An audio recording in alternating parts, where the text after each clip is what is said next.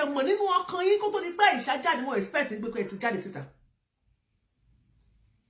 kẹ́ ṣe ti ṣe kíni kẹ́ ṣe clarification kọ́kọ́ ẹ kò máa jáde pé slip of tongue ni pé ẹjọ́ o mistake ni kẹ́ ṣe bàbá Istijabah tí wọ́n jáde síta tí wọ́n ṣe ètò tí wọ́n gbé àwọn ọ̀rọ̀ kan jáde tí wọ́n ń sọ àwọn nǹkan kan tó ṣẹlẹ̀ láàrin àwọn àti MC Oluomo tí wọ́n sọ̀rọ̀ tí wọ́n ń ṣàlàyé àti kí lórúkọ wọn ẹnìkan yìí tí wọ́n tún jọ ń sọ̀rọ̀ tí wọ́n jà ń sọ gbogbo nǹkan ìrìn àjò wọn bí kinní kan ti ṣẹlẹ̀ tí wọ́n ṣà sọ̀rọ̀ níbi wọ́n ti sọ̀rọ̀ náà ni wọ́n ti sọ̀rọ̀ dé ibi tí wọ́n ti sọ wípé Aisha àti wọ́n ní mọ́tò Venza tó ń lò yẹn wọ́n ọ̀rọ̀ náà ni wọ́n sọ débẹ̀ o wọ́n ní Venza tó ń lò yẹn wọ́n ṣàlàyé wọ́n ní àwọn làwọn gbé fún MC Oluomo tí MC Oluomo lọ fi ṣe give away tó fi lọ ṣe birthday gift fún Aisha Lawal wọ́n dárúkọ bẹ́ẹ̀ náà ni Alhaji sọ wípé tó ṣẹ̀ṣẹ̀ ṣí ṣọ́ọ̀bù aṣọ nílùú Ìbàdàn bẹ́ẹ̀ ni ẹ dárúkọ ohun tó wá yani lẹ́nu tó yà wá lẹ́nu wípé ọ̀rọ̀ yìí wá ṣẹlẹ̀ ẹ̀yin tí wá látọ̀dọ̀ coach ṣe wà ó yẹ send request náà ṣe ti send tẹ́lẹ̀ ẹ jẹ́ kí n invite yín ṣùgbọ́n ohun tó wá yà wá lẹ́nu ni wípé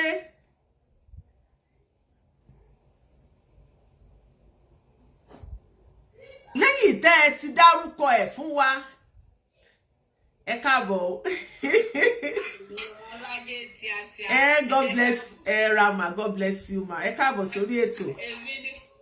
Èmi mo sọ̀rọ̀ níjọ́ yẹn pé mo máa bá yín sọ̀rọ̀ pé bákan tó ti yé yín. Ó ti yé mi. Ẹni pé kí message yín first. Bẹ́ẹ̀ ni. Ẹ kú ètò. Yes ma. Ẹ join ẹ mute kẹ́ máa bá wa kálọ tó bá ti tó àkókò tá máa ṣojú òpó sílẹ̀ kẹ́ wá bá wa èyí tẹ́ bá wà nílé lè máa bá wa dá sí ma. Okay. Ó dá ma ẹ ṣé ma. Ẹ̀yin tá wá nínú ni pé ọ̀rọ̀ yìí ti ń ṣẹlẹ̀ kì í ṣe bí ọ̀sẹ̀ kan. Tí Alhaji ṣe Istijabah bí àwọn ṣe máa Istijabah tó ti jáde tí wọ́n ti sọ̀rọ̀ yìí láti ìgbà náà ní gbàgbó sí wá ń lọ lórí Aisha Lawal ó di gbàgbogbo ó di gbogbogbò ó di gbàgbàgbà arábìnrin náà ò tètè jáde síta kó sọ̀rọ̀ ọ̀pọ̀lọpọ̀ làwọn èèyàn tó tiẹ̀ jẹ́ fans wọn tó sọ pé Iyalaje ẹ ò sọ̀rọ̀ sí ọ̀rọ̀ Aisha àti Aisha Lawal mo dúpẹ́ pé mi ò sọ kankan lé lórí ṣé ẹ mọ̀ ìdí tí mi ṣe sọ̀rọ̀ ṣé mọ̀ wípé ìtẹ́ mi ń rò tí mi fi sọ̀rọ̀ ẹlòmíì lè máa rò bẹ́ẹ̀ so mi ò dẹ̀ blame àwọn tó sọ̀rọ̀ mo máa yànnàná méjèèjì ìdí tẹ́mi ò fi sọ̀rọ̀ ìdí tí mi dẹ̀ ṣe blame àwọn tó sọ̀rọ̀ ìdí tẹ́mi ò ṣe sọ̀rọ̀ rèé mo kàn rò ní mo ní wọ́n fúnyàn ní birthday gift ó ṣe wá di táwọn èèyàn wá ń jáde tó sọ pé wọ́n lọ fún ní Venza ó lọ gba kíní kan ó gba bẹ́ẹ̀ you have to go and work go and kíní kan be serious you go and do this mo wá rí pọ̀rọ̀ yìí pọ̀ jù gẹ́ẹ̀tì mi pé ọ̀rọ̀ yìí pọ̀ jù mo wá fi rọra mi wò pé ǹjẹ́ mo lè fẹ́ máa ṣọjọ́ òbí kẹ́nìkan wá gbé gift wá tó lòun fẹ́ gbé fún Iyalaje kí wọ́n kọ́ máa bẹ̀rẹ̀ pé hello ẹjọ́ gift tẹ́ fẹ́ fún mi yẹn níbo lẹ ti rí níbo lẹ ti rà ṣówó yín lẹ fi rà ṣé ìmọ̀ọ́rọ̀ ni o.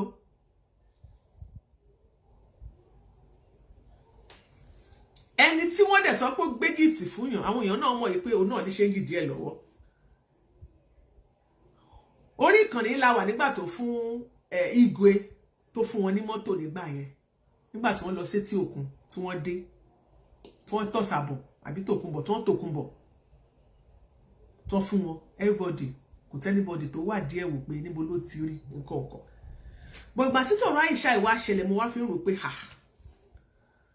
ṣé tó bá jẹ́ pé káàdì náà ni birthday káàdì àbí nǹkan àbí gbogbo àwọn suya souvenir kan ló fi ránṣẹ́ àbókànra káàdì kan àbókàn pé bóyá ẹ̀yin èèyàn wá ìmọ̀ nǹkan tẹ̀ bí ẹlòmíì kan package bóyá bíi ìgbà mi téèyàn bá ń ṣe birthday ẹlòmíì lè ra set of àwo ẹlòmíì lè ra bíi iron ẹlòmíì lè ra bíi microwave ó lè ra TV nǹkan yẹn wọ́n lè bùyàn. Mo wá rò pé ṣé bí tó bá ṣẹ̀jẹ̀ wípé wọ́n bùyàn ní nǹkan pé èwo wá ní títí ẹ̀ ìdí tẹ́mi ò ṣe sọ̀rọ̀ nìyẹn. Mo tún mọ̀ yìí pé lady yẹn kò kí ń ṣe ẹnìkan tó ń ṣe pérépépé lórí social media easy going person ni tó bá fẹ́ sọ̀rọ̀ kò sọ̀rọ̀ tó bá máa sọ pé nǹkan bí wọ́n yẹ kẹ́wọ̀n pé nǹkan tó bá legit mo máa ń ṣe èmi ò kí ń ṣe nǹkan tí ò bá kí ń legit tó bá tiẹ̀ báyàn polówó. Ìgbà tó dẹ̀ ti ṣí shop tó wà ní Ìbàdàn yẹn ọ̀nà àwọn ò ń polówó ọjà ẹ̀ ní ó ń tajà ẹ̀ ní kí ló dé tí mo máa sọ pé mo fẹ́ sọ̀rọ̀ lé lórí. Ìdí tẹ́mi ò ṣe sọ̀rọ̀ nìyẹn that's my own personal from my own perspective you know. Ojú tèmi fi wò nìyẹn from my own perspective tèmi ò fi sọ nǹkan tí mi fi ṣètò kankan lé lórí. Bílí gan sọ pé yára láti gbọ́rọ̀ lọ́ra láti fèsì. Ìmí ìwà téèyàn náà dẹ̀ máa tètè sọ so àwọn tó tètè sọ gbà mí náà ṣe pé mi náà lè tètè sọ̀rọ̀ so kò mí bọ̀ torí pé mo adájọ́ àgbà mo máa fẹ́ kọ́rọ̀ ti lọ dáadáa lórí afẹ́fẹ́ ká wá gbẹ́nu sí ni. Dẹ̀ fún àwọn tó jáde tó sọ̀rọ̀ báwo lẹ ṣe fẹ́ blame wọn nígbà tí ẹni tó mẹ́jọ gan wá tó sọ̀rọ̀ tó yànnàná ó dárúkọ ó fi surname lé lẹ́yìn ìgbà náà ó ṣẹ̀ṣẹ̀ tún wá ṣe kí ló tún wá júwe bó ṣe ṣí ṣọ́ọ̀bù kò tún wá dárúkọ ibi tó ti ṣí ṣọ́ọ̀bù bóyá sí Badagry àbí sí ó sọ pé ó ṣí ṣọ́ọ̀bù aṣọ ó tún sọ tó ń ṣe ó ṣí ṣọ́ọ̀bù number 1 kí ló tún tà ó tún ta aṣọ ìyẹn tún kún ìtọ́wá tún wá wọ̀ sí bẹ́ẹ̀ ni wípé Ìbàdàn kò dẹ̀ sí Aisha ò dẹ̀ pé méjì tó ṣẹ̀ṣẹ̀ ṣí aṣọ ó sọ pé ó ti ní ṣọ́ọ̀bù aṣọ tẹ́lẹ̀ olóyè ṣẹ̀ ṣí aṣọ bàbá Aláàjì ni mo bá wí o ọ̀rọ̀ tẹ́ sọ yẹn ó ti wà too direct jù. Ìdí nìyẹn táwọn tó ń ṣe tó ń bá gbangba gbogbogbò fún lady yẹn tí wọ́n fi ń bù torí kò sẹ́ni tó máa gbọ́ ọ̀rọ̀ tẹ́ sọ àpèjúwe ọ̀rọ̀ tẹ́ sọ tí wọ́n máa tún wọ́n fẹ́ yiri ẹ̀ wò.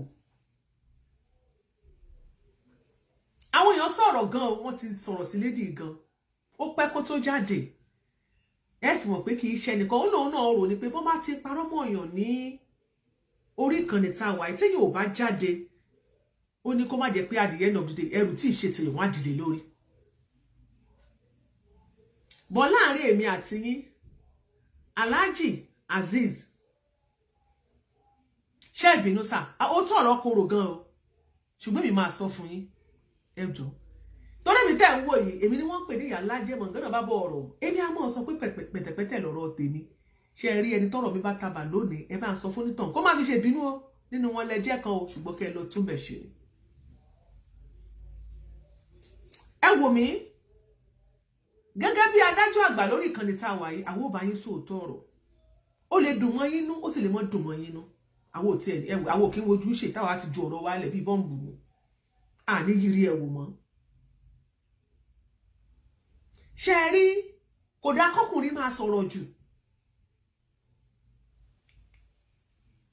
torí tẹ́ bá wo ohun tẹ́ ẹ sọ ọ̀rọ̀ àwọn tẹ́ ẹ mú wá ọ̀rọ̀ àwọn tẹ́ ẹ sọ àwọn onímọ́tò yín NURTW issue yẹn lẹ gbé wá sórí afẹ́fẹ́.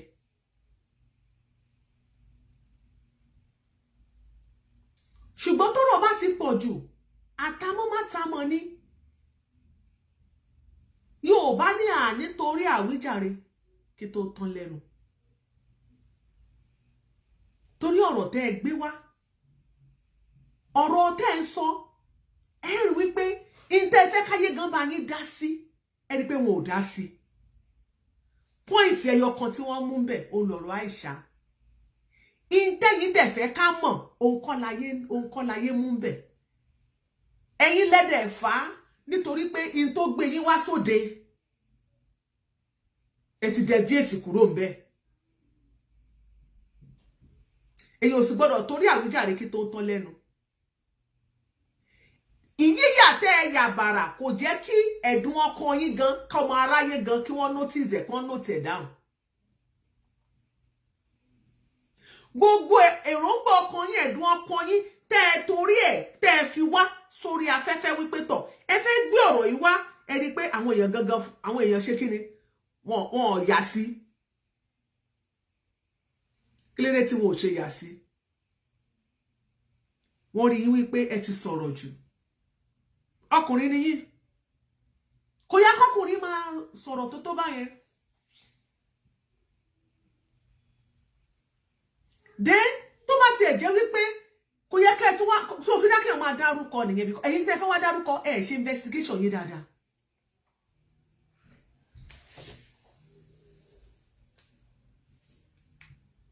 Tó bá takoko tá máa gbé kọ́ a máa jẹ́ kẹ́ máa gbé kọ́ ẹ má tí pè wọlé. Ẹ jẹ́ ká analyze tán. Tá bá ti analyze tán a máa ṣe ojú òpó TikTok lẹ̀ ẹ̀yin tẹ́ fẹ́ máa pè sórí nọ́mbà yẹn náà máa pè wọlé. Ẹ ò ṣe dáadáa.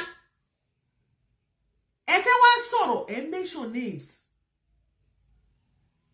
Ẹ ò tiẹ̀ pálówé ọkùnrin ni yín sà. Àwọn oríṣiríṣi ọ̀nà wà tí èèyàn lè fi ju ọ̀rọ̀ lẹ̀ tí ọmọ aráyé dẹ̀ mọ̀ wọ́n máa everybody máa mọ nǹkan tẹ́ ẹ sọ. Kálẹ̀ ẹ̀ dárúkọ ẹ bá ju ọ̀rọ̀ yẹn síta kí ẹni tó gba venza kó máa rókì lọ́kàn ẹ̀ pé mi ló ń lè gba venza o.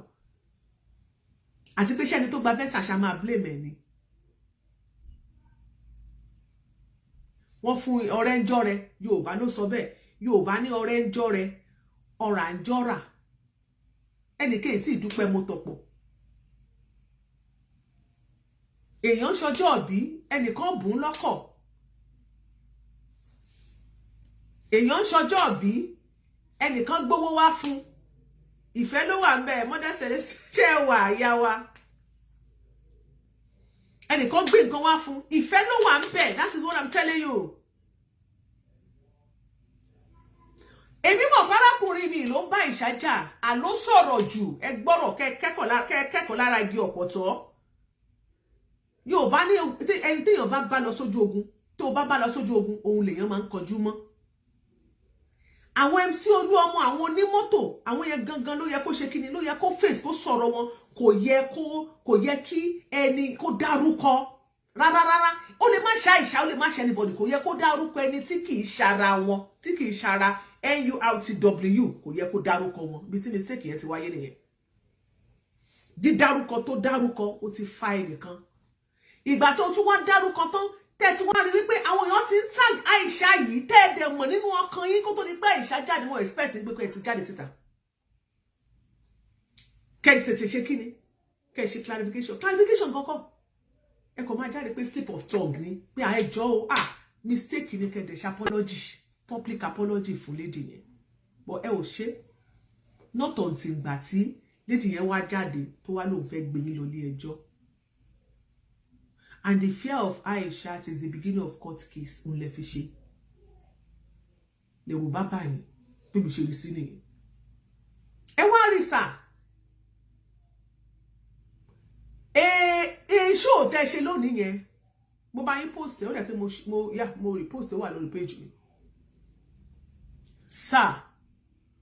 Alhaji inú ọdún la wà. Mo rí bẹ́ ṣe sọ̀rọ̀ tẹ́ fún wa packaging pé àwọn tó wà lórí social media wọ́n bá yín tàgé tẹ́ ń sọ kọ́ nìyẹn o Aisha tẹ́ ń sọ ó mọ rẹ̀ kì í ṣe Aisha ilé ẹ ló sà. Ẹ̀yin àgbàlagbà lẹ́pọ̀ wípé ọ̀bẹ ó ti gé ọmọ lọ́wọ́ tán àwa sọ̀bẹ dànù wọ́n lọ́bẹ ti ṣe tó máa ṣe. Clarification kan ló yẹ kẹ́ ẹ wá ṣe níta apology ó yẹ kẹ́ ẹ tender apology ní sà. Ṣé rí ká ní ẹ sọ pé Aisha kálẹ̀ bá dárúkọ Aisha Lawal tó ń taṣọ ní Ìlọrin. Àbá ní kí ni wọ́n ti ń kó Bello sí ní Ìlọrin. Àbá mọ̀ sọ pé kí ni wọ́n ti ń kó Aisha sí ní Ìlọrin. Ṣùgbọ́n ẹ pé Aisha Lawal tó ṣe ẹ̀sì ṣọ́ọ̀bù aṣọ ní Ìbàdàn. Mo expect kẹ́ ṣe apology ni. Èmi ò mọ opinion ẹlòmíì o. Pé mo ti ẹwò arábìnrin òjò mo fọlọ́run bẹ́ẹ̀ orúkọ yẹn ẹ̀yin kọ́ ni mo fẹ́ dárúkọ àbí ìwọ kọ́ ni mo fẹ́ dárúkọ, please. Aisha ò gba kankan lọ́wọ́ ìwọ kọ́, Aisha ò gba anything. Kẹ́ẹ̀kan ṣe kẹ́ẹ̀kan ẹ mọ̀ kẹ́ apologize. Kẹ́ ṣe the traction àwọn ọ̀rọ̀ tẹ́ sọ. Apology and the traction ó máa help it. Ó ti máa help a lot.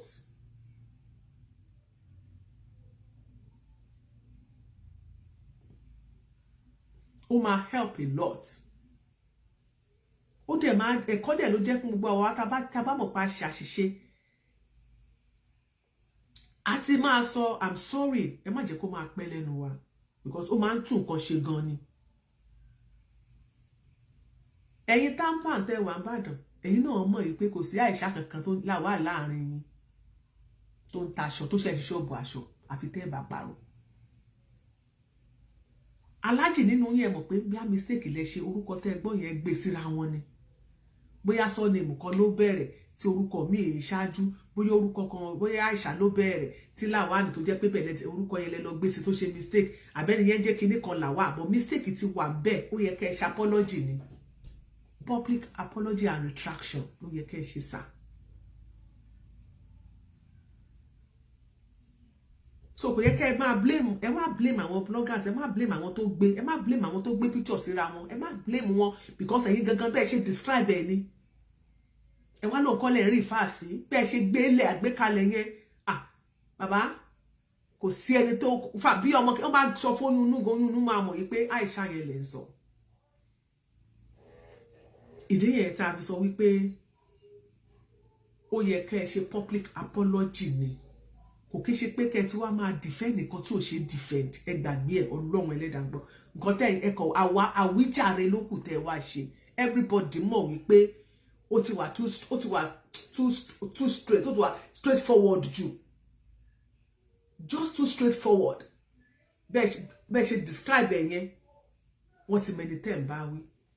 Ìtẹ́ tí wá gbé wá ń sìn ẹ fẹ́ káwọn èèyàn máa wẹ̀ pé who is this man? Ẹ ṣe ẹ̀pọ̀nú lẹ pè wá ni. So káwọn èèyàn wọ́n máa sọ pé báyìí pé ẹ jọ̀ọ́ bí mo ṣe ń sọ̀rọ̀ ẹ má bínú mistake ni mo ṣe òun kọ́ ni ẹni tí mo fẹ́ dárúkọ kọ́ ni ẹ jọ̀ọ́ ẹ má bínú. Sister Aisha tàbí arábìnrin Aisha àti Lawal, please I'm so sorry. Ẹ̀yin kọ́ ni mo bá ẹ jọ̀ọ́ gbogbo ẹ̀yin èèyàn ẹ jọ̀ọ́ ẹ má bínú ọ̀rọ̀ tí mo sọ yẹn ẹ jọ̀ọ́ mo yọ yẹn kúrò ńbẹ̀ mi ò sọ bẹ́ẹ̀ mọ́ kò sí òun kọ́ ni mo fẹ́ sọ kọ́ ni mo fẹ́ dárúkọ ẹ jọ̀ọ́ torí tọ́lẹ̀ ẹ má bínú. Ó ti tán ẹ tún jáde síta tó ń parọ́ fún wa. Àgbàlagbà ò yẹ kó máa parọ́. Ẹ apologize arábìnrin yẹn please. Apology le need. Ẹ apologize. Bóyá ẹ dẹ̀ fẹ́ ṣe lórí afẹ́fẹ́ bóyá ẹ dẹ̀ fẹ́ pè lórí fóònù ìmọ̀ but lórí afẹ́fẹ́ lẹ ti sọ ìbáwùwà kẹ́ ṣe the needful because ìbanilórúkọ job the highest order ni o. Bó tilẹ̀ ṣe wípé àwọn èèyàn wa náà tó ń gbé tó bá yẹ pé wọ́n bá fi dá ti tèmi ni màá kàn rò wípé tẹ́lẹ̀ pé náà mo ṣe birthday tí wọ́n bá bùn mí ní nǹkan ṣé wà torí ẹ̀ èèwà mọ̀ ṣe interview fún ni. Mi ò ní ṣe interview fún ọ. Mother Celestia àṣẹ ẹwà ẹ bá wa dá sọ̀rọ̀ tó ń lọ ẹ. Adúpẹ́ máa ẹ kalẹ́ mà. Yes ma, God bless you ma. Yes, ọkọ àtàrọ̀. Àwa nìyẹn o. Àwọn ìbẹ̀rẹ̀ á ṣe púpọ̀ ẹ̀ o. Àmì o, àmì o. Ẹ wo àwọn atáwa lórí TikTok ẹ jẹ́ àkọ́kọ́ pa WhatsApp lọ. Okay, ẹ bá wọ́n ní ẹ bá wa pa WhatsApp. Ẹ jẹ́ pa WhatsApp ká share live yìí ká jẹ́ kó grow. Ká lè máa build wọn kán máa use mọ́ TikTok ju Facebook lọ o. Kán máa use mọ́ TikTok o. Tàbá ń send hearts mi, ó máa build the life yìí, ó máa build the life tiwa náà. You understand? So please let's be doing all that so that we can make the host kán lè máa wá síbí dáadáa. Meanwhile lórí program tẹ́ ìṣe lọ́wọ́ mi concentrate. Ọ̀rọ̀ Aisha Lawal àti Alhaji Istijabah wọ́n ti jáde wípé Aisha yẹn kọ́ làwọn bá wí o wípé àwọn blogger ló lọ ń tàgé ló lọ ń fi picture Aisha Lawal sí. Ara nǹkan tá máa ń sọ lórí ọ̀rọ̀ àràbù lórí social media nìyẹn. àwọn nǹkan táwọn tó máa ti ṣe findings bó bá ṣe tọ́ bó ṣe yẹ kò yẹ kó máa sáré gbé wá sórí ìkànnì. bẹ́ẹ̀ni. ká lè mọ nǹkan tá a máa sọ̀rọ̀ lé lórí because nǹkan tẹ́ gbé wá síta òun làwọn bloggers sọ̀rọ̀ lé lórí. yes. tẹ́ bá gbé débẹ̀ díẹ̀ wọn ò ní bá yín fi kún nítorí pé gbé wá lọ́ ṣe bá yín fi kún ẹ̀ṣẹ̀ wá jáde nígbà tí wọ́n rí pé ọ̀rọ̀ ti ranjú. tí lady yẹn ti sọ pé òun fẹ́ lọ òun máa gbé wọn lọ sí court. jẹ́ oníṣà ìgbà ẹlẹ́ṣẹ̀ wàá mọ̀ pé bẹ́ẹ̀ kọ́ lórí o kí ló mú yín gbé wá tẹ́lẹ̀ kí ló mú yín bẹ̀rẹ̀ sí ní sọ̀rọ̀ tójú yóò tó ara ń tà ń sọ rèé o àwọn àyìn aláràbù èyí tẹ́ ní ẹbí tí ò ní fún wádìí nǹkan òfin tó tó ní wádìí nǹkan tó yẹ kẹ́ wádìí tó kó tó ní pẹ́ máa gbé wá gbogbo àgbáyé wá bá yín ìgbà tán ẹ̀ṣẹ̀ wà ní bẹ́ẹ̀ kọ́ lórí ẹ̀wọ́n ní bẹ́ẹ̀ kọ́ lórí talẹ̀ wá ń ta ló ń dà láàmú ṣọ́ra wọn ló ń dà láàmú náà àbẹ̀ public náà ń dà láàmú ẹ ti gbàgbé pé àwọn kan sì tún máa nírú ọkọ nídìí irú oore yẹn ṣé o ṣe é sọ fáwọn blogger àkókò má bá wọn dá sí ni irọ́ dẹ̀ náà máa bá yín dá sí i mo tẹ bá mọ̀ pé ẹ̀fẹ̀ káyé bá yín gbọ́ yín náà má gbé wá ta. bẹ́ẹ̀ kò jù bẹ́ẹ̀ lọ. mo tẹ́ bá fẹ́ káyé bá yín gbẹ má gbé wá ta ẹ̀yin lẹ́fẹ̀ẹ́ ní síta ó dẹ̀ bá yín fẹ̀ ṣé ó ní dandan ká bá yín ganu sí ó ní dandan ká bá yín dá sí i ẹ má wulẹ̀ ṣẹ̀wádé kẹ́ wá pajá lọ́bọ̀ fún wa pé irọ́ lẹ pa. ẹ̀pá òpó nǹkan làwọn bá wí ta ló wá fẹ́ máa bá wí míìwá ẹ tún sọ pé tó ń taṣọ nìbàdàn. ẹ ti júwe ta lè fi understand. ta lè fi understand ẹni tẹ́ ń sọ. So what are we now talking about? Kí ló lè tẹ̀sẹ̀ wá sọ́mọ́ àzùpá nǹkan nọ́mbà rẹ̀? Irọ́ ni àwọn àtẹ́kì normal measure ni. Ẹ bá dé ibi tó bá yẹ kẹ́ ẹ ti sọ pé bẹ́ẹ̀ kọ́ ẹ̀ ṣàlàyé. Wọ́n á evidence kankan ni wọ́n á mú jáde. Next time àwọn kan á fi ti yín náà ṣàríkọ́gbọ́n. That is my own advice. Wọ́n fi tí wọ́n ṣàríkọ́gbọ́n. So bó ṣe rí nìyẹn. Ẹ ṣe gọ́mà. Ẹ bá wa power tap Health Foundation ṣe é ṣì wá bẹ̀ yẹn. Ó yẹ bá wa dá sí i mo rí pé ẹ̀rín lẹ̀ ẹ̀rín ẹ ló lọ rí ẹ̀rín ló ń pa mí. ọ̀gá mi àyíkò tí ìmẹ̀rin rí ni ó yẹ kẹ́ máa fún wa ní láfẹ̀ẹ́. mo ní láìpẹ́ ẹ fẹ́. Bó tó ṣẹlẹ̀ ẹ̀rí máa yẹn ó mọ nǹkan tó ń ṣe ó mí ní Aisha gangan ló mí.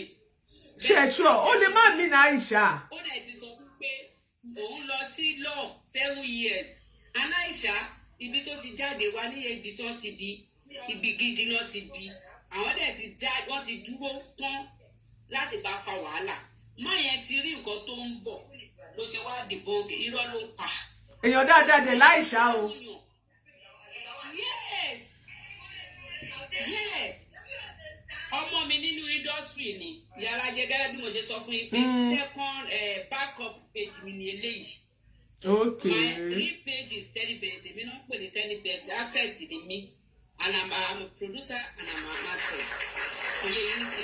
Bẹ́ẹ̀ni. Ẹjọ́ bẹ́ẹ̀ ṣe ń sọ̀rọ̀ yẹn bá wa fọ́lọ̀ ṣèwọ̀ ẹ fọ́lọ̀ owó ṣe fọ́lọ̀ gbogbo wa o. Ṣé ẹni tí àìtọ́ bá ti jáde báyìí notification àmọ́ àdọ́dọ̀ yìí ẹ lè máa jẹ́ ẹ lè máa jẹ́ ẹ lè máa jẹ́ mo ti follow wọn ti bẹ́ẹ̀. All right ma ẹ ṣe ma thank you ma. Thank you. Thank you. Oye yìí sì. Bẹ́ẹ̀ni. Ó fẹ́ fi wọ̀rọ̀ kan ṣàdá dídẹ́ pé kò possible. Ṣé ẹ rí nǹkan tó ṣẹlẹ̀ pé kì í ṣe pé Aisha gangan ló wá fún ohun àti MC Oluomo gangan àwọn onímọ́tò ni wọ́n jọ ń bínú pé Aisha Oluomo ó nànà kùnà. Ó náà ni mo sọ pé àsọtán ni àsọbàjẹ́ ni àsọjù ni. Ìyàtọ̀ wà bẹ́ẹ̀ náà Aisha Oluomo ṣójọra wọn ni á lè fi ìsẹ́ni tó fẹ́ bá sọ̀rọ̀. Ó ló gbé mọ́tò fún fẹ́ǹsà fún ọmọ yẹn ògùn fẹ́ǹsà rí èmi ògùn fẹ́ǹsà rí. Olóhùn ògùn fẹ́ǹsà rí olóhùn ti ẹ̀ rà rí olóhùn ti ẹ̀ débi tó ti rà rí. Amarogo.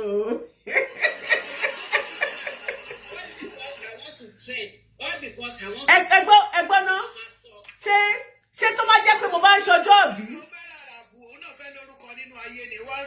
Irọ́ ẹ máa gbọ́ ṣé tẹ̀yin bá ń ṣọjọ́ òbí bẹ́ẹ̀ nìkan bá wá gbé mọ́tò fún yín wípé ẹ gbà ó fi ṣe gift fún yín ṣé ẹ máa béèrè pé mo ló ti rí ta ló rà á ta mo ló ti rówó ṣé ẹ máa béèrè. Á bọ̀ sí bọ̀ sí ọmọ yẹn ò lo vẹ́sà rí wọn ò gbé fún.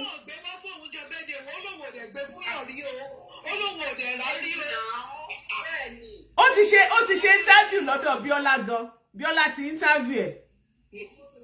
Iyalaje. Ma? Iyalaje. Ọmọ yẹn ò ṣọmọ ọmọ nínú industry. I'm telling Oh, you. the mama in business. Yes, I know her very well.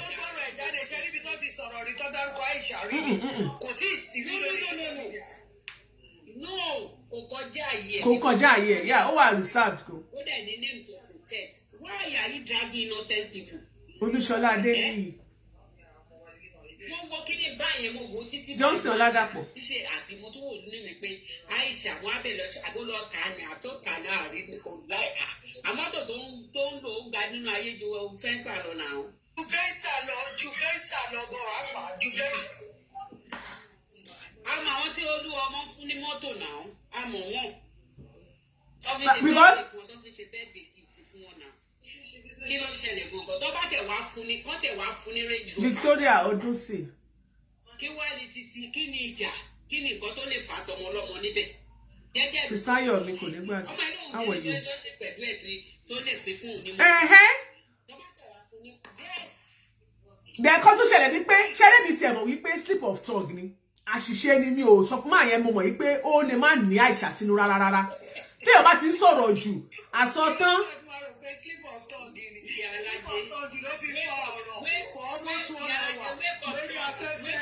Ọ̀rọ̀ tó ẹmọ tó ṣẹlẹ̀ ni ṣe rí ọ̀rọ̀ tó sọ lórí afẹ́fẹ́ yẹn. Àwọn Olúọmọ àti kí lórúkọ bọ̀bọ̀ ẹjọ́ èyí tẹ́ wà lórí Facebook TikTok. Olúọmọ àti ẹnìkan ló ń bá wí mo ti gbé bí Galazi àbí kí lórúkọ bọ̀bọ̀ yẹn ná. Ó ní Olúọmọ àtẹni tó ń bá wí. Irọ́ Dánládì kọ́. Ẹ̀yin tẹ́ wà lórí ẹjọ́ máa wo comment sí àwọn tó bá ẹ tó wà lórí Facebook náà àbí lórí TikTok máa wà faster. Ó lẹ́ni tó ń bá wí bọ̀bọ̀ yẹn máa ń ṣe show báyìí fáwọn onímọ́tò báyìí bọ̀bọ̀ yẹn gangan ló ń ta ohun àti ẹ̀ ohun wọn jọ ń sọ̀rọ̀ ó wá ń ta sí pẹ̀lú Olúọmọ yẹn support Olúọmọ speaker náà ni bọ̀bọ̀ yẹn. So ọ̀rọ̀ bíi pé kó wá máa sọ pé Olúọmọ náwó nínàkúnà bí ó náwó bó ṣe sin Olúọmọ tó ó fún ní kinní kan ẹ ó gbowó legacy Telaganiyu Adéwálé kò ní bàjẹ́ fún yín legacy àti Olúọmọ ló ń ta sí. Ṣé rí àyàbá ọ̀rọ̀ go ṣé rí problem tó wá torí ẹ̀ gbé ẹjọ́ wá sórí social media gan ayé ò wá bá a mójútó wọn ò bá analyse wọ́n kàn rọra mú ṣókí wọ́n kàn rọra mú ọ̀rọ̀ Aisha wọ́n kàn rọra mú jáde nínú ẹ̀ ni. I'm telling you ọ̀rọ̀ tó wá sọ̀rọ̀ tó ń dùn ni gbogbo àwọn ìwà tó bí ní pé ìwà burúkú tí Olúọmọ ti wù nígbà ìṣèjọba ẹ̀ bó ṣe ń gba owó lọ́wọ́ àwọn èèyàn tó ṣe ń gba ọkọ̀ lọ́wọ́ àwọn èèyàn tó bá sọ pé ó fẹ́ fún ẹnìkan ní gáràjì tó ṣe bá ní kó lọ mú kíní kan mílíọ̀n wá tó ṣe gba kíní kan fún kíní kan mílíọ̀n lọ́wọ́ ẹnìkan bó ṣe sọ ló wá fẹ́ sọ. So àsọ bàjẹ́ àsọ tó tọkùnrin ẹ̀bọ̀ ká ní pé iṣẹ́ ni mo máa ń sọ pé nǹkan tó bá lọ sójú ogun ni kó kọjú sí.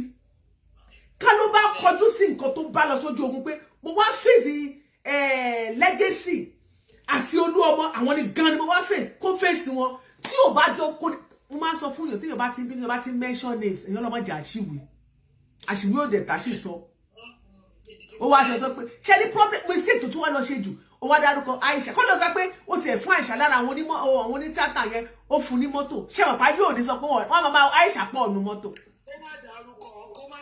kó má dárúkọ ẹ ti understand àwọn èèyàn kan máa rò pé Aisha wo ló ń sọ ni ṣé Aisha tó wà láyé ni àbí Aisha tí ó ti kọjá lọ ṣé Aisha tó wà ní Ìbàdàn ni àbí tó wà l'Abẹ́òkúta àbí tó wà l'Ékòó onílàkùn akọ máa forí wọn máa forí òtún wá sọ yìí pé Aisha ó tún wọ́n forúkọ bàbá rẹ̀ sí Lawal iṣẹ́ tó ń ṣe ó sọ pé ní tíátà ọ́fíìsì olótú ṣẹ̀ṣẹ̀ sí ṣọ́ọ̀bù aṣọ n'Ìbàdàn.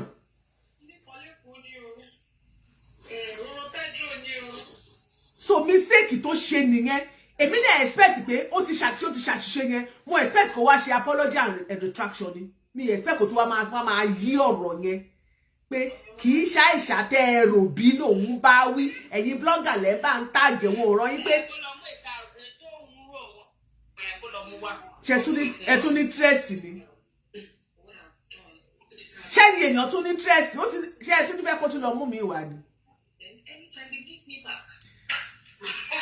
Ẹjọ́ ta ló ẹjọ́ bá wa mute ṣé TV lẹ́wà bẹ́ẹ̀ yà mí.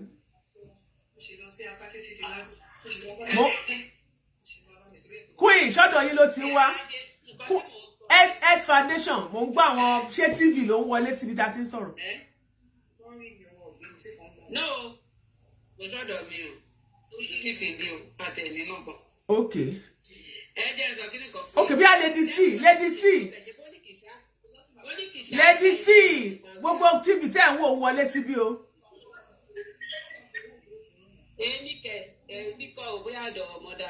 No, Lady T ni. Okay. Mo wí pé mute wọn lọ́dọ̀. Mo ti fẹ́ mute ẹ báyìí. Ẹ fi mí ṣe moderator tẹ́ bá níbi tó ti ń ṣe mọ́. Sister kini ti ẹ wà mí. Oye yìí sì. Yeah. Sọ pé kì í ṣe Aisha ilé ìlú ìbáwí. Okay. Aisha tó ń báwí bo ló wà. A fẹ́ mọ̀ Aisha yẹn gangan. Àní ẹ̀yin ẹ stubborn. Àlọ́. Títí àwa tó jáde tí ó bá tètè wà kọ́ tú iṣu yẹn dé ìsàlẹ̀ kòkò. Ọjọ́ ìgbà tó bá máa jáde níwájú pé ẹni yìí gan ó ti dàgbà ó ti lọ ní ìgbàdúrà kú fún un. Mo understand. Go come. Kò rí bẹ́ẹ̀ nígbà náà kò rí bẹ́ẹ̀ gbà náà. Nísìnyí kó kúkú rí bẹ́ẹ̀ ká mọ̀ á fẹ́ mọ̀ Aisha náà kò sí wàhálà kò sí jà. Thank you. Àjà mọ́. Ó fún wa ìgbàdùn ó sọ Aisha náà. Tó bá bẹ̀rẹ̀ pé slave of tongue ni wake up tongue ẹ̀ kó fi sọ bí arúgbó mélòó fẹ́ tó dá ó jẹ́ ká mọ̀. Ìkan tèmi ń sọ ni wípé ó yẹ kó apologize ni. Ó sọ pé ó sọ pé ẹni tó ń bá wí kí lẹni kó apologize fún. Ẹni tó ń bá wí tó ń bá wí.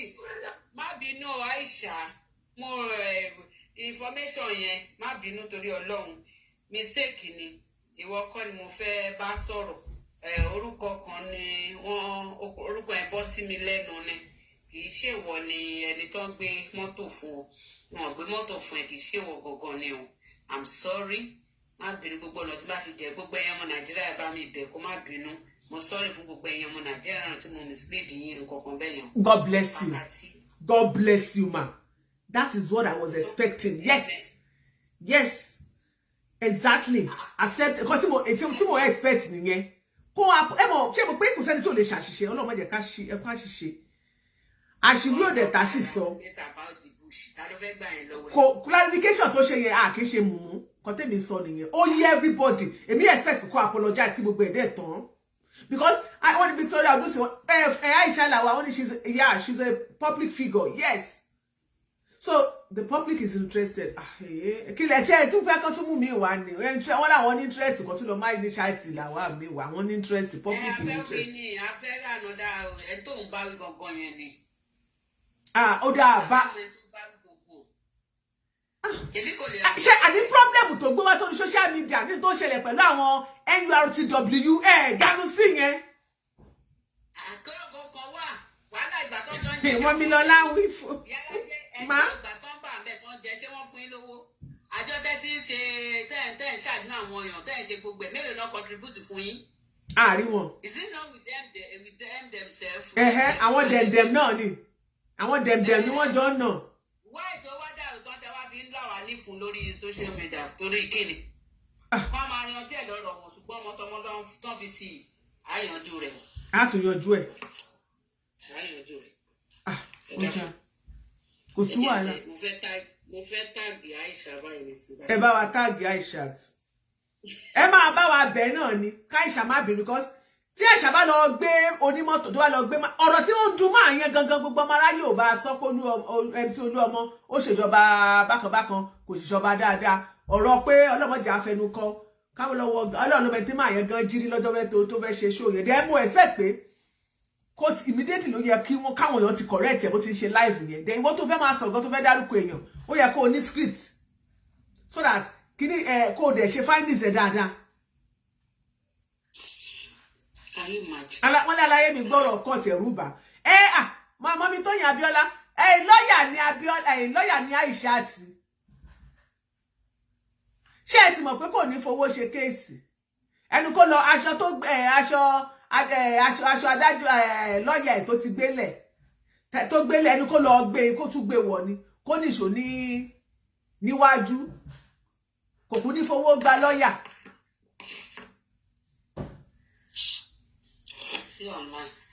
Kò sí online òun gangan agbẹjọ́rò ààrẹ but for real this thing is very bad. A lot of ẹ wo bí àwọn èèyàn ṣe intro wọ́n ti búlì ẹ̀ gan. Iye tó ti ẹ̀gbọ́rọ̀ wá tó jọ́rọ̀ ara ẹ̀ gan tó gbé wá. Ìyẹn Bíọ́lá Adébáyọ̀ tó gbé wá tó kàn fi sọ̀rọ̀. Ẹ wò báwọn èèyàn ṣe ń yí ọ̀rọ̀ yẹn kiri. Ẹ wò bọ́n ṣe ń ṣe gbàásgbòsí Bíọ́lá. Ẹ wọ́n ṣe ń ṣe gbàásgbòsí ọkọ ẹ̀. Èmi ò mọ problem àwọn èèyàn. Ẹni yẹn ò kúkú sọ pọ́kàn ń lu òun. Kò sọ pé kò sọ nípa violence pé nǹkan kan pé kinní kan ṣẹlẹ̀. Ó tún ṣe mọ̀ ṣe ráwọn èèyàn bí kí ayé nǹkan. Ẹ mọ̀ most people pé obì ni wọ́n ni. Ẹ mọ̀ báwọn kan obì ni wọ́n. Obì máa ń kú sọ̀rọ̀ lọ́rọ̀. Ìlànà ẹlòmíì. Most of people obì ni wọ́n because nǹkan ọmọ sọ̀rọ̀ àtètò sọ ẹ̀bẹ̀ sí ní sọ ẹ̀ ń wá díẹ̀ ẹ̀ ń wọ̀ díẹ̀ ẹ̀rẹ́ nìkan tó kún bá ẹ̀ tó sọ̀rọ̀ ẹ̀ tó lóun ẹ̀gbọ́n sísá kìíní ẹ bá sọ̀rọ̀ ní ilẹ̀ pé o ẹ bá sọ̀rọ̀ tẹ́ ẹ mọ̀ tán ibi tẹ́ ti pàdé ọmọ ọlọ́mọ tán ní ẹ̀gbọ́n ẹni tẹ́ bá sọ̀rọ̀ ní kọ́nákọ́ná ẹ jẹ́ kó wá ẹ wá sọ̀rọ̀ níta ẹ wá níta fíìmù ẹ wá dé pọ́ǹkì ẹ wá ṣe kọ́ àwọn aṣáwó ó bẹ̀rẹ̀ látòrí Facebook ẹ gbé sórí black app yìí ó di gbòs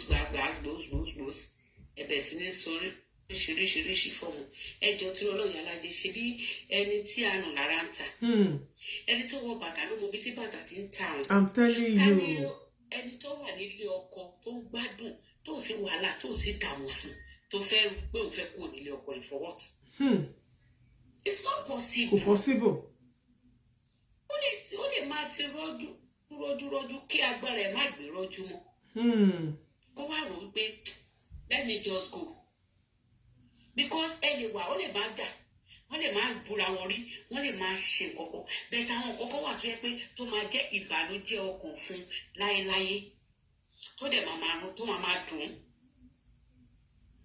àwa rò títí pé kí ló ṣẹlẹ̀ Iyalaje, I have a sister I love her so much but tí n bá ti wà lọ́dọ̀ ẹ̀ tí n bá lọ sọ́dọ̀ ẹ̀ àwọn ọ̀rọ̀ tó máa ń sọ kò ń bá mi lára mu a máa jẹ́ ọgbọ́n ìdẹ̀fẹ́ bàjá a máa jẹ́ ọgbọ́n ọkàn fún mi mọ̀ mo wá ń rọ́jú pé kí ni ká ti gbọ́ mo ṣáà ń rọ́jú ṣé mọ̀ pé bí mo ṣe rọ́jú ẹ̀ bí bèbè dẹ̀ láì. ẹ Ọlọ́run yes. tí bá ti rọ̀ ọ̀rọ̀ pọ̀ yeah I'm telling you the truth èmi ló ṣẹlẹ̀ sí tí bá ti wá rọrùn yẹn bíbí mi máa lọ sókè orí màá rọ pé mi fẹ́ bàjá bíbí máa lọ sókè màá tún pè é màá tún máa bá a sọ̀rọ̀ ṣe mọ̀ pé kí n tó máa fi pè by force by fire máa wọ́yàn mọ́ra kí n máa ṣe one day mo sùn lóru làyà bá ń dùn mí ọ̀rọ̀ ẹnu mọ́jú ẹ̀rẹ́ ń dùn mí gbà tó di láàárọ̀ bá fa kí ni bíbí mi ní bá wò Iyalaje. Ẹ máa sọ̀rọ̀ yín lọ ẹ jọ bóyá ní máa. bíbí mi wà ní 200-101. Hello ẹ kálẹ́ ṣé kí n gbé yín sórí ètò kẹ́wùlẹ̀ dúpẹ́ lọ́wọ́ everybody.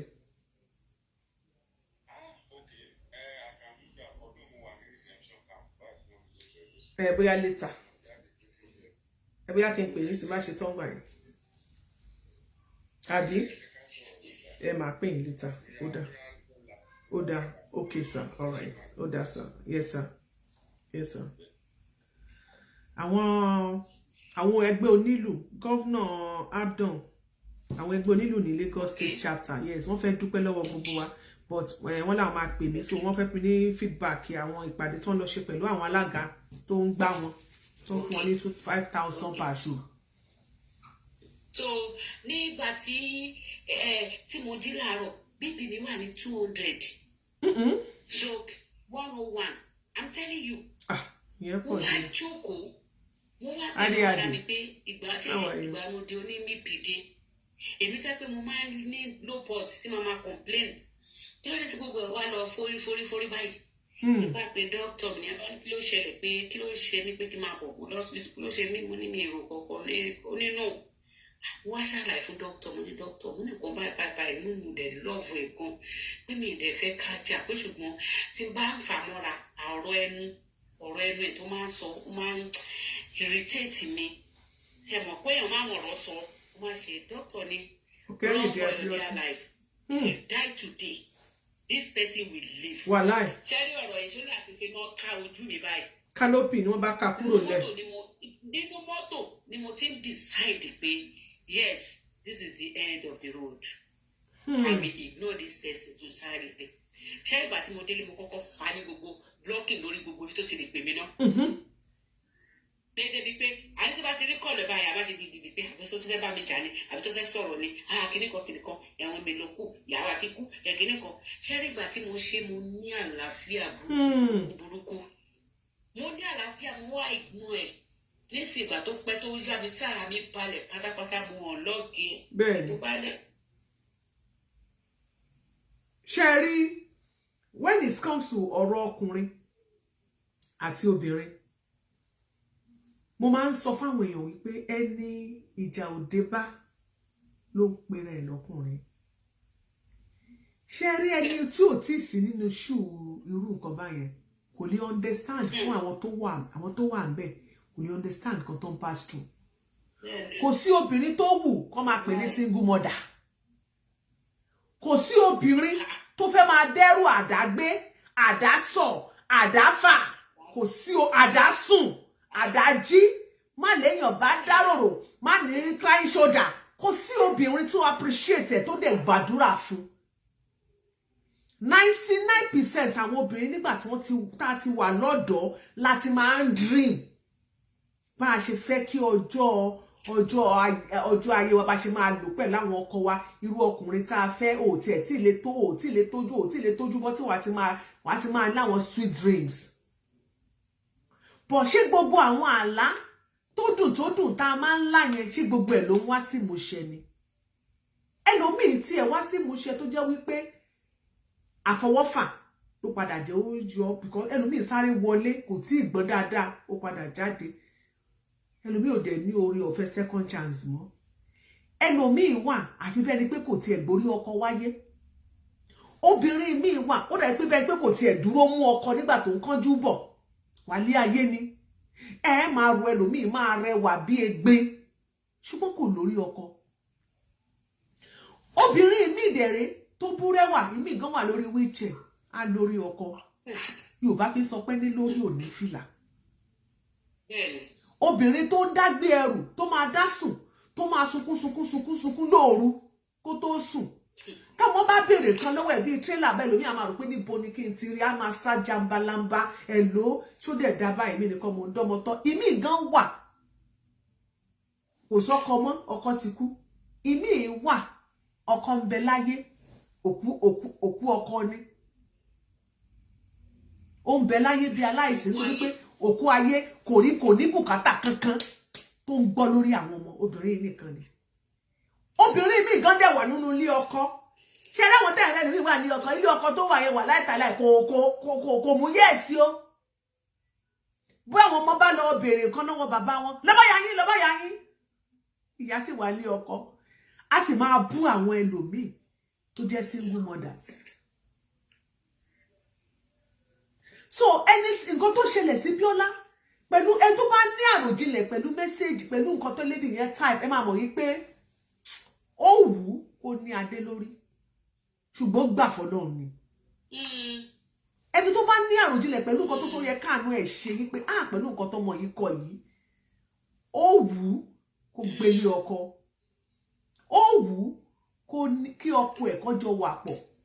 Ṣé ní gbogbo ẹni tẹ̀lé ń sọ̀rọ̀ báyìí wàhálà kì í ṣọlọ́run o àwọn ò kì í ṣọlọ́run ṣùgbọ́n ó kéré nínú tọ́lọ́run lè ṣe tọ́lọ́run bá sọ pé òun tún máa mú wọn padà wá lọ́jọ́ iwájú ọmọ ti wọ àárín wọ́n sì lè padà wá. Ẹ má jẹ́ ká wá dá sí ọ̀rọ̀ yẹn bí ká ba yé jẹ́. Ẹ má jẹ́ ká dá sí ọ̀rọ̀ yẹn bí pé ká máa ṣe gbàásgbòsgbò wá ìtẹ́bí ṣe gbàásgbòs fún. Ohun tó ń là kọjá yìí àwọn ìyá wa là kọjá rí. Ohun tó ń là kọjá yìí àwa náà là kọjá rí. Ohun tó ń là kọjá yìí àwọn tó ń bọ̀ lẹ́yìn wá sì máa là kọjá. Ilé ayé la bá gbogbo ẹ̀. Ilé ayé náà la máa filẹ̀ sí ṣùgbọ́n mo bá yọ̀ mo bá dúpẹ́ nítorí pé ó lọ́mọ láyé.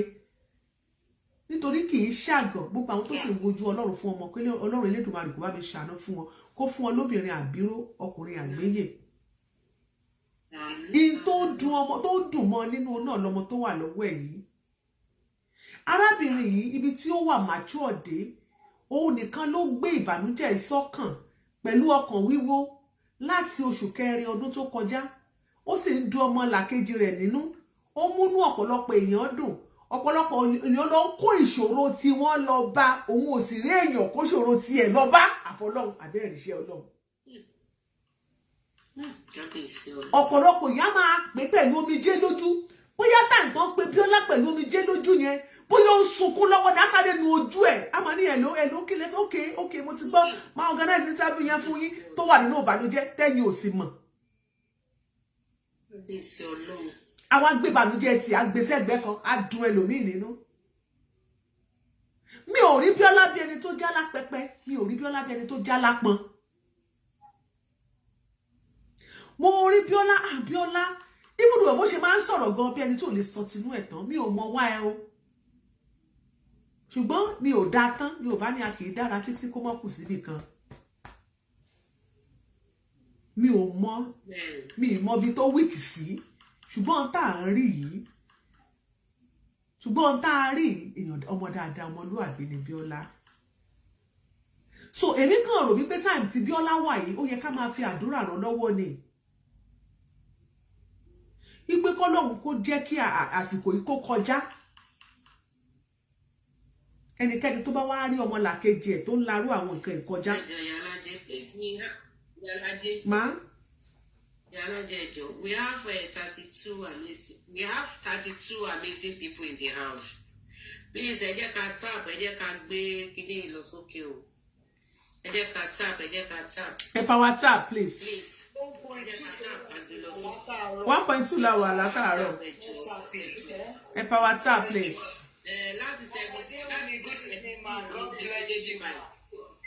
Thank you so much, please power tap.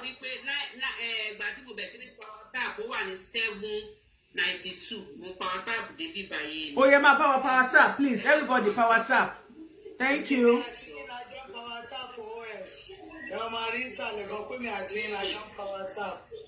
God bless you, my God. Bless you. Thank you. Mommy, Adelumi, my mommy. It's my God. Mommy. So, pẹ̀lú wípé arábìnrin ó níṣòro táyé tiẹ̀. Ó ní tó ń dùn lọ́kàn. Ó ní tí ò jẹ́ kínú ẹ̀ dùn. But still náà, ó múnú ọmọlàkejì ẹ̀ dùn.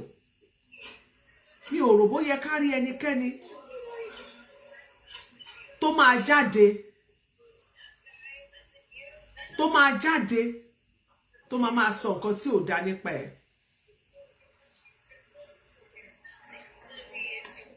Ó yẹ ká máa fàdúrà ràn lọ́wọ́ ni. Ó sọ pé kò lẹ́yìn. Ṣé rí ẹni tó bá ṣé rí kí ló kàn dé ṣé rí kí ló kàn ẹ̀dá ènìyàn pẹ̀lú ohun tó ní kálukú ńlá kọjá. Ẹ wò mí ṣé rí gbogbo ẹnikẹ́ni tó bá sọ pé kò lẹ́yìn tó ní tọ̀hún dẹ̀ bímọ. Èmi rò bírú ẹni bẹ́ẹ̀ ká tó máa fi sọ orú ọ̀rọ̀ yẹn jáde lẹ́nu. Ó yẹ kó dúpẹ́ tiẹ̀ ni. Àti wípé ta lórí doctor's report Bíọ́lá. Ta ni Bíọ́lá pè ní kọ̀kọ̀ àbí ní bàbá tó sọ pé ìṣòro tó ńlá kọjá pé òun ò mà lẹ́yìn nínú. Ṣé ẹni tí ò bá lẹ́yìn ṣé rí ẹ wò Ọlọ́run Elédùmarè á dáríjì àwọn èèyàn wa. Lórí ìkànnì yìí náà la wà. Ọlọ́run Elédùmarè máa bá mi ṣe nínú tó sì máa fi inú ẹ̀gbọ́n máa fi gbọ́mọ.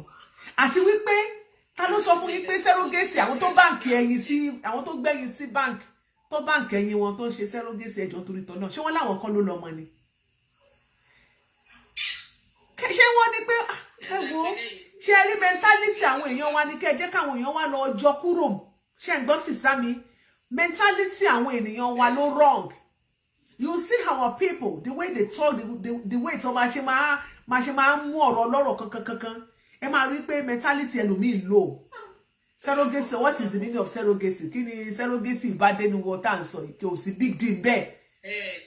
There is no big deal there. Lara Ade, some people are still dragging her for speaking up without causing her ex. Some people are not concerned. So sad. Sherry, mo like maturity ẹ, kò lè sọ tí ò dá nípa ex ẹ. Nítorí pé Ọlọ́run ló mọ nǹkan tó pé wọn níyà. Ìyẹn ni wípé arákùnrin yẹn níbi tó sì dá sí. tó bá jẹ́ pọ́kùnrin tí ò dá ni ó ṣeé ṣe bóyá ìbá sọ̀rọ̀ àti pé mo máa ń sọ fáwọn èèyàn wa ọ̀pọ̀ ọgbà mo máa ń sọ wípé tó bá ti jọ́rọ̀ ọkọ àti ìyàwó ẹ má máa gbé wá sórí social media nítorí kò sí ẹni tó wà tó jẹ́ pé nínú ilé òun àtọkọ ẹ̀ bí àwọn kì í ní issue. So what is the big deal kọ́kọ àti ìyàwó kan ní issue? Tọ́kọ àti ìyàwó bá ní issue ṣèbí wọ́n á yanjú ẹ̀ nínú ilé wọn àbí kí lẹ́ni mo sọ. So tó bá ti wá sọ nígbà tí ò ti wá drag ọkọ ẹ̀ yẹn orí inú ẹlòmíì ò dùn bí kó ṣàbà kó jáde kó máa drag ọkọ ẹ̀ kọ́ kẹ́ lọ máa bá drag ẹ̀ kẹ́ lè máa ṣépè tẹ́pẹ́ gbogbo èpè àti dragging yẹn wà láì kó ju 3 months lọ after 3 months ẹ máa ju ẹni yẹn so god ni. Kan tí mo sọ fún Bíọ́lá lé nìyẹn. I'm telling you. Kó má bá ẹni sọ̀rọ̀. Kó má okay signature you're welcome ma. Kó má ní láti bá anybody sọ̀rọ̀. 3 months wọ́n máa dákẹ́. 3 months ẹni ká kò máa gbẹ́nu sàn. Bọ́láńlé God bless you good night lọ́dọ̀ yín. Ó máa ń bùrọ̀ ní máa die down tó bá wá bá gbogbo lé tẹ́ ẹ bá lé jẹ́ tẹ́ ẹ bọ̀nà jẹ́ tẹ́ ẹ bá gbogbo ìrìn àjò ọ̀tá ọmọ ọlọ́mọ jẹ́ pẹ̀lú ọ̀rọ̀ ẹnu. Ẹlòmíì wà ìgbésí ayé ò ta sánsán bí tó wà. Ẹlòmíì depression máa sọ fún yín depression ti fẹ́ ó ti bá yé ẹlòmíì jẹ́. Ẹlòmíì ó kàn wá sórí social media ní nǹkan fi ń pàrònú rẹ̀ ni ohun tó nǹkan dé mọ́ aṣọ tó ń dé mára ojú nǹkan míì lọ. I'm telling you. So see people on social media kò bí ìpáyé wọn ta sánsán. Ẹlòmíì wá sórí social media yẹn ó fi wá lè wait time ni. Ẹlòmíì wá lórí social media gan wọ́n ti sọ fún pé àìsàn tó ń ṣe yìí o lè lójú oṣù 4 lọ o lè lójú ọ̀sẹ̀ 4 lọ ọ̀sẹ̀ 4 yẹn yóò fi dá yérú ni.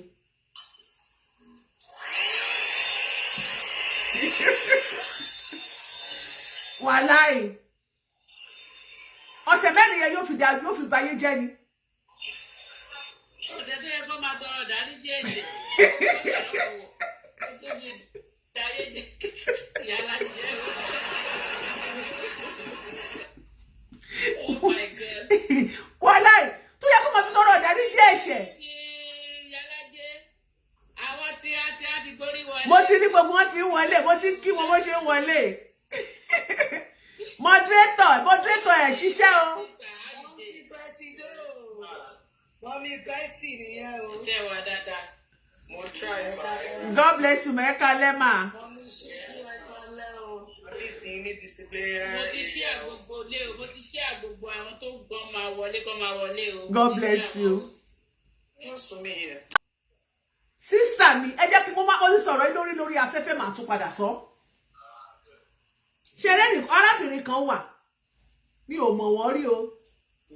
Orí Facebook náà ni wọ́n bá sọ pé wọ́n bá dédé mo bá sọ èdè kan lọ́jọ́ kan wá sọ pé èdè tí mo sọ yìí ṣọmọ ìlú báyìí ni mí ni àwọn òde láìkì mi tẹ́lẹ̀ òun hate mi o nítorí pé kíní kan òun rí pé ibi tí mo fì sí lélẹ̀ mo ní kí ló dé kí mo wá ṣe ó lóun ò láìkì ìyẹn sábọ̀dù o mo ní kí ló dé ó lóun ò láìkì pé anybody tó bá ti ṣe ṣóò fún báyìí nínú ó máa ń dùn tó bá ti ń búyà yẹn ló máa ń wà bẹ́ẹ̀ òun á máa support òun á máa ra stars òun máa send owó sí mo ní kí ló dé ó bá ní ṣé mo rí pé ìyá yẹn wípé ó ta àgbo wípé àgbo tó tà fún un wípé kò ṣiṣẹ́ ló ṣe hate ẹ máa gbọ́ o ẹ tó bá máa parọ́ ó yẹ kó ní white brain o mo bá ní mo bá mú ọ̀rọ̀ yẹn dání ó dúpẹ́ ó lọ bí oṣù méjì mo bá rí tó lọ kọ kọ́mẹ́ǹtì bí kan tó lọ sọ̀rọ̀ tí ò dá pẹ̀lú bí àwọn bí èpè mo wá pè wọ́n mo ní arábìnrin yẹn mo ní ẹ̀yin lẹ́sọ́ mi pọ́ lọ́mọ púpọ̀ ní yín ọlọ́run òyìnbá jẹyọ kan lọ fún yín ẹ bá ń gbọ́ mi ẹ má bínú ọlọ́run òyìnbá ọmọ kan fún yín mo ní ṣerú yín ló yẹ ká máa bá mi tó ti ń ṣépè fún ọmọ lọ́mọ kẹ wá máa kọ́ mi kẹ́yìn náà máa sọ bẹ́ẹ̀ mo dẹ̀ ti screenshot gbogbo àwọn nǹkan tó mo ti mọ̀ ṣe mo wá send ẹ̀ sí ó wá dákẹ́ mo ní bọ̀ kí ni arábìnrin gan ṣe fún yín bá ní mo ní ṣe máa bá arajà ni èmi wá ju ọ̀rọ̀ yẹn sí ó lọ sí bá arajà rí ó nìyẹn lábẹ́ bẹ́ẹ̀dì wo tiẹ̀ fọwọ́ kàn ọlọ́run ò ní jẹ́ kó ń ṣí wò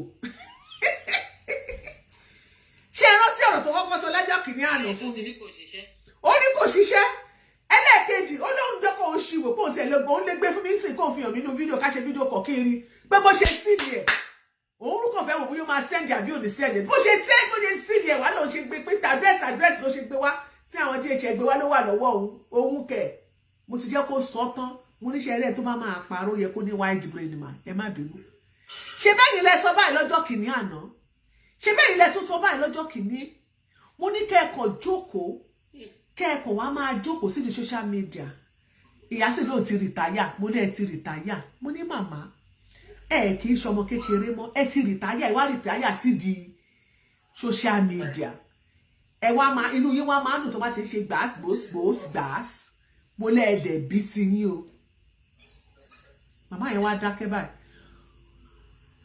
mo nítorí ẹ máa tẹ pè mí lẹ́ẹ̀kan tẹ́sẹ́ pé èmi ni mọ́mí ẹ̀ kí ni mo sọ fún yín mo ní mo sọ pé rárá o mo ní ẹ̀mọ̀dí mo sọ bẹ́ẹ̀ pé what láti jẹ́ mentor mi what kí n pè yín ní mọ́mí you don't even want it mo yẹ sọ fún nìyẹn látọdún náà lọ wúmọ̀ ìbóyá tó bá tún gbọ́ mi lórí ìkànnì tó ti tá a wà tó bá ń gbọ́ mi ló máa mọ̀ pé ọ̀rọ̀ ni mo sọ kò lè pè mí mọ́ èmi náà sì pé mọ́ èyí tí ẹ̀sọ́ ẹ̀ ló ń bẹ̀ ń because irú èèyàn bẹ́ẹ̀ mo ti rí díẹ̀ ó rí táyà sí díẹ̀ láti máa ṣiṣẹ́ burúkú ni irú wọn báyẹn ẹ̀ níṣẹ́ wọn from nowhere akànjẹ́jẹ́ jáde akàn wọn máa sọ pọ́npọ́npọ́npọ́n irọ́ ni wọ́n kàn forí àwọn èèyàn yẹn gbára wọn ni wọn ẹni tó ń bájà yẹn wọn ò rí rí àwọn lójú ara tí wọ́n ń sìn bóyá inú wọn máa dùn wọ́n lè máa fi wọ́n jẹ popcorn àbí kọ́ mọ́ fi wọ́n jẹ ẹlòmíì wà wọ́n ṣiṣẹ́ ní lamẹ́ríkà àbí àwọn àtàwà ní diaspora ṣe ń gbọ́mà ṣe rí àwọn èèyàn wọn ẹlòmíì ṣiṣẹ́ alẹ́ iṣẹ́ gbéyàgbéyà iṣẹ́ alẹ́ ó kàn máa gbé earpiece etí ni kó mọ̀ bá a sùn wọ́n wá máa dá sí so ṣe rí tó kí ni ẹ bá ti fẹ́ kú wọn tó fẹ́ die down kéèsì yẹn wọn ní jẹ́ ó die down wọ́n á tún fún ẹlẹ̀ nítorí wípé káwọn tún lọ náìtì lọ́la kó lè continue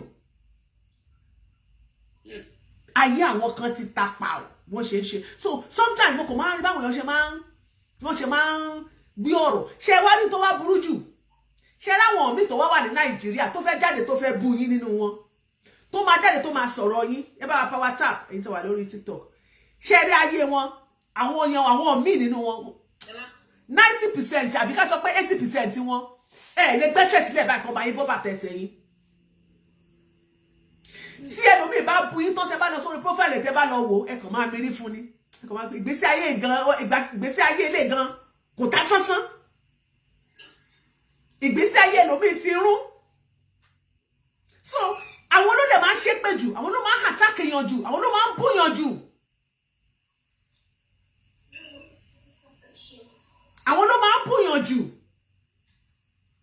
so ẹlòmíì tó máa ń búyàn bó sọ social media tó máa ń búyàn bẹ́ẹ̀ ọkọ̀ máa rẹ́rìn ni ìgbésí ayé wọn gbọ́n tá sánsán ẹlòmíì ọkùnrin bá lágbàlagbà tó bá yẹ pọ́kùnrin ni bóyá oníyàwó bíi mélòó kan ni oníyàwó púpọ̀ kò mọ létò irú social media láti wá gbẹnu sí ìyàwó ẹ̀ lè má fún lóúnjẹ kankan ra mọ́nú lébi àwọn òfun ní kíní ṣe lálẹ́ yóò máa kanra bí ajá tọkọ̀ gbá orí social media ló bọ̀ wá fi kanra mọ́ transfer of aggression ọ̀dọ̀ wa ló ń gbé bọ̀ obìnrin tí ọkọ ẹ̀ ò bá sùn dáadáa tí ò rí kíní ṣe kárakára ó máa tán live chat ní yóò mọ pariwo káníwọ́n bá fọwọ́ gẹ̀rẹ́ sí ẹ̀wọ́n nínú bedroom ni tí wọ́n fún ní bí ọwọ́ méjì ní kílẹ̀ tó mọ́ yóò sùn yóò mọ̀ ọ̀run ni tí yóò kó bá ti ń jogèrè mi ò social media ló ń bọ̀ ó bọ̀ wá transfer aggression náà wà wá tá wà ń bẹ̀.